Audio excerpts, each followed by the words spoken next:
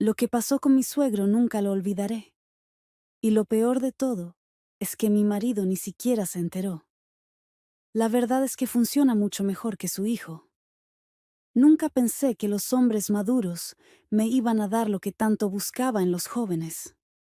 Pero bueno, mejor te cuento mi historia desde el principio. Valdeverdejo es uno de esos pueblos pequeños y tranquilos, metido entre montes, donde todo el mundo se conoce y la vida parece siempre en pausa. Las casas son blancas, las calles estrechas, las plazas tienen bancos de hierro que crujen cuando te sientas. Todo muy bonito, muy de postal. Pero yo, esa noche, no me sentía parte de ese decorado. Me sentía fuera de lugar, o más bien, como si me estuviera despertando de un letargo. Soy una mujer de 40 y tantos, delgada, con el pelo siempre recogido deprisa, ropa práctica, cómoda, y una rutina que me ha ido apagando sin darme cuenta. Álvaro, mi marido, lleva tiempo en lo suyo. Concejal de tiempo libre, reuniones eternas, proyectos que llenan su agenda, pero no la casa. Ya no me mira como antes. Ni siquiera me escucha mucho. Hace tiempo que dejó de prestarme atención. Y yo, la verdad, dejé de reclamarla. Me sentía invisible, como si estuviera ahí, solo para rellenar el hueco de la mujer del concejal. Pero dentro de mí, seguía habiendo algo que no se había muerto. Algo que me pedía salir, aunque no supiera muy bien a dónde ir. Aquella noche, había una copa organizada por el ayuntamiento en la terraza del centro cívico. Una idea suya, por supuesto. Yo fui, como tantas otras veces, con la sonrisa puesta, acompañándole como una figura decorativa. Pero esta vez hice algo diferente. Me arreglé para mí. Me puse un vestido negro, de esos que llevaban meses en el armario esperando un momento. No era escandaloso, pero sí ajustado, con tirantes finos. Me puse unas medias color carne, con encaje arriba, y un conjunto de lencería azul oscuro que me abrazaba la piel. Nadie lo iba a ver, pero eso no importaba. Me maquillé con calma, sin excesos, pero cuidando los detalles. No lo hice para gustarle a nadie, ni siquiera a él. Lo hice para sentirme viva, para volver a verme a mí misma en el espejo y no a esa sombra gris en la que me estaba convirtiendo. Porque sí, me sentía sola, muy sola, y necesitaba algo más, algo distinto, algo nuevo. Álvaro desapareció en cuanto cruzamos el umbral. Se fundió entre chaquetas de lino gris y frases calculadas. Me quedé en la barra, con una copa de vermú en la mano y la vista perdida en el reflejo tembloroso del mantel, como si allí pudiera adivinar mi porvenir. Entonces lo vi. Germán, el padre de Álvaro, siempre impecable, con ese aire distante, como si habitara a 3 pasos de la realidad. Había sido siempre correcto, distante, con una ironía templada que no incomodaba. Pero esa noche se acercó, con media sonrisa y un vaso de tinto suspendido entre los dedos. En medio de todo esto, por fin una mujer guapa, murmuró cerca de mi oído. Su aliento tenía algo dulce y me estremecí, no por lo que dijo, sino por cómo lo dijo. Respondí algo banal que no recuerdo, porque enseguida empezamos un juego sutil, hecho de silencios largos, media frases, miradas que sostenían más de lo que debían. Nos alejamos del bullicio sin buscarlo, como si todo lo demás se hubiera desvanecido. Me observaba con una intensidad serena, no posesiva, sino como quien estudia un mapa oculto. Cuando llegó la hora de volver, no quedaban sitios en el coche común. Compartimos taxi. No hablamos. Él miraba la calle, pasar por la ventana. Yo lo miraba a él. En el cristal, las farolas parecían sueños lejanos. Antes de bajar, me sostuvo la mirada más de lo prudente. No dijo nada. No hizo falta. Siempre había una tensión entre nosotros dos. Esa noche no dormí dándole vueltas a sus palabras, a cómo me hacía sentir. Me quité el vestido con lentitud, deslicé las medias como si fueran piel ajena, y me contemplé en el espejo, aún envuelta en azul oscuro. No me vestía para ser deseada. Me vestía para recordarme que todavía era deseo. Pasaron días como si caminaran sobre nieve. Hacía las tareas sin tocar el suelo. Cocinaba. Atendía llamadas. Fingía escuchar mientras Álvaro hablaba de reuniones, de subvenciones para fiestas y festejos, de reuniones con la Diputación de Cuenca. Yo sonreía, pero por dentro ya vivía en otro lugar. Un espacio tejido entre miradas no lanzadas y palabras no dichas. El sábado fuimos a comer a casa de los padres de Álvaro, en un chalet en las afueras de la ciudad. Escogí la ropa sin pensar, pero cada prenda era una declaración. Vestido blanco ceñido, sin escote pero firme en la cintura. Y debajo, el mismo conjunto que me hacía sentir real. La casa olía a estofado y leña. Álvaro se perdió en una conversación con su hermano. Yo fui a la cocina a ayudar con los dulces. Entonces lo sentí.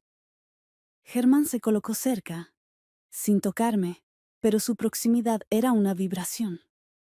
Puso su mano a 1 centímetro de la mía, tan cerca que el calor me hizo temblar. «Hoy estás callada», dijo con esa voz suya que no necesitaba subir el tono para hacerse notar. «Tuve una mañana espesa», respondí tocándome la barbilla, sabiendo que notaría ese gesto. Y lo hizo. Sentí como sus ojos bajaban apenas, sin cruzar la línea, pero sabiendo que estaba ahí. Jugaba con fuego, y yo ya no quería apagarlo. Más tarde, cuando todos fueron al jardín a tomar algo, volví sola a la cocina. Escuché sus pasos antes de verlo. «¿Sabías que caminas como si el aire te anunciara?», dijo detrás de mí. Me giré despacio. «¿Eso es bueno?», pregunté. «Eso es peligroso», respondió. Nos miramos. El aire parecía suspendido. De repente me agarró por la cintura y me dio un beso en la mejilla, muy cerca de la comisura de los labios. Me subieron los colores de repente.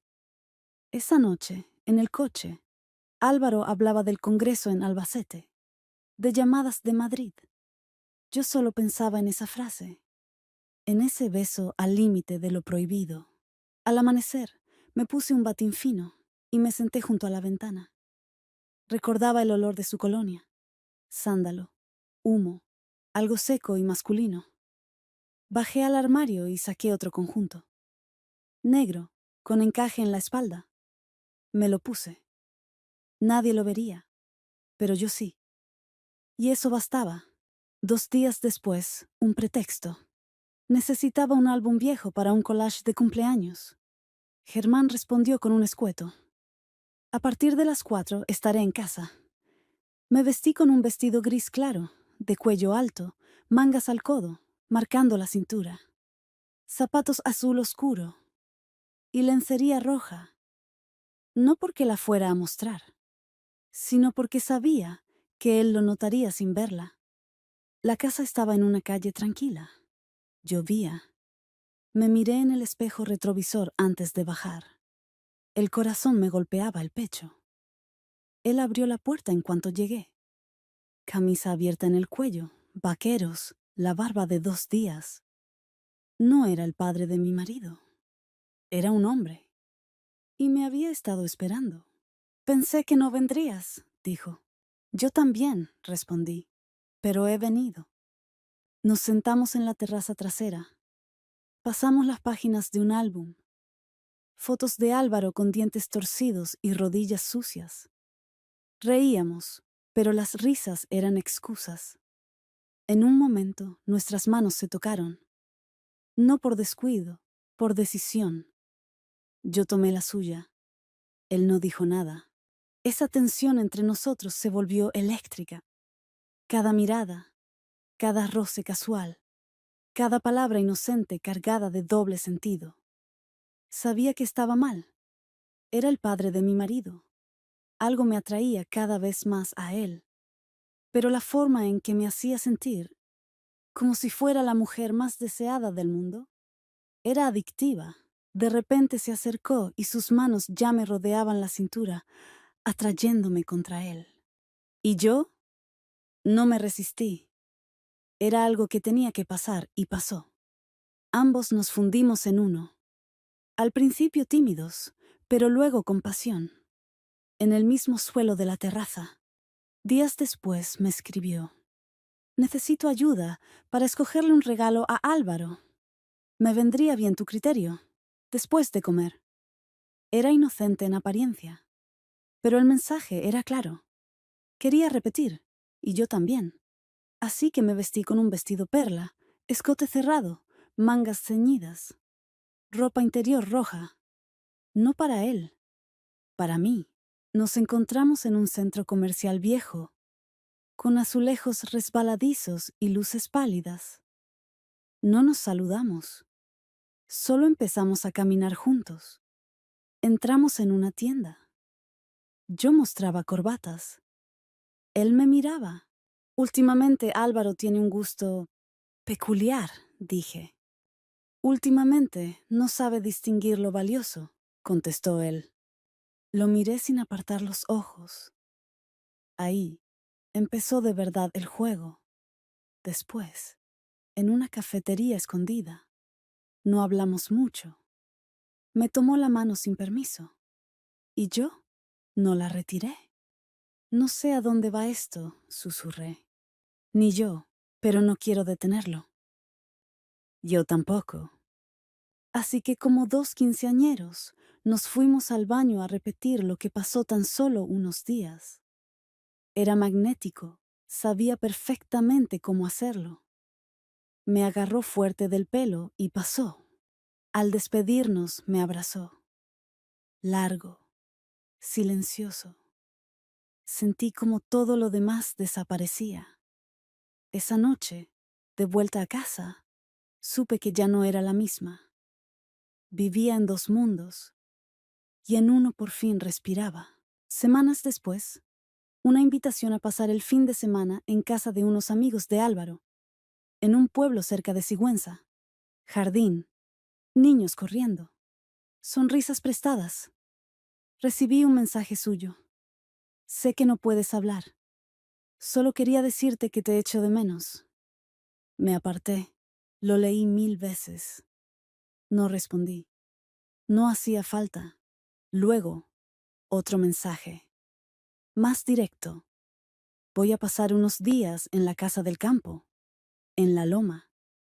Nadie estará. Si quieres venir, ven. Mi corazón se disparó. No contesté. Hice la maleta y dije que visitaría a una amiga. Álvaro no preguntó. La casa era blanca, con tejas y un jardín de almendros. Germán abrió con la misma voz de siempre. No nos besamos, solo hablamos. Té, mermelada, libros. Pero el lenguaje era otro. Me llevó al jardín. Me senté en una hamaca. Él se colocó detrás, y al empujarme, sus manos apenas rozaban mis caderas. Si te beso ahora, nada será igual. Ya nada lo es, dije. No me besó. Acarició mi pelo y entró en la casa. Sabía que esa noche sería la más larga de mi vida. Cuando subió, no dijo nada. Se acercó como si caminara sobre un lago helado. Me rozó el hombro, la mejilla. Me besó. Lento, denso. Desnudamos palabras y pieles sin prisa. No era deseo. Era destino. Adictivo. Al amanecer, me vestí en silencio. No nos dijimos adiós. No hacía falta. En casa, todo seguía igual. Álvaro ni lo notó. Pero yo ya era otra. Una semana más tarde, el último mensaje. Me voy a Galicia. Trabajo nuevo. Quizá no volvamos a vernos, pero me llevo todo. No respondí. Solo lloré. Pero eran lágrimas de libertad. Esto no era un final. Era el comienzo de mi historia. Y por primera vez, no necesitaba pedir permiso. Solo seguir.